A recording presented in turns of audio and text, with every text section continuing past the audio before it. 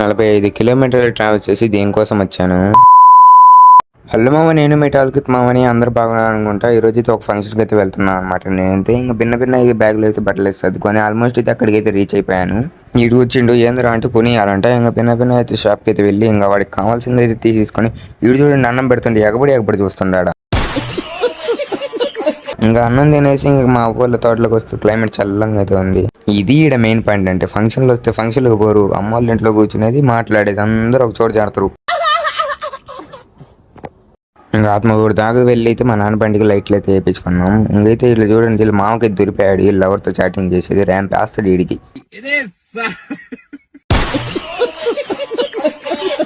ఏం చేసిన సెల్ అంటే నవ్వుతుండు చూడండి, ఎట్లా నవ్వుతుండో. ఇంకా లాస్ట్లో అయితే ఫంక్షన్ కూడా జరిగిపోయింది. ఇంకైతే ఆ ఫంక్షన్ కూడా తీసేసుకొని మన యూనిఫామ్ ఆయనకి వచ్చింటే ఆయన కూడా యూనిఫామ్ తీసేసుకొని మీకు మన వ్లాగ్ గిన నచ్చితే లైక్ అండ్ సబ్స్క్రైబ్ చేసేసుకోండి. ఇది మా ఈరోజు రేపు వీడియో కలుద్దాం. అందరికైతే బై బాయ్.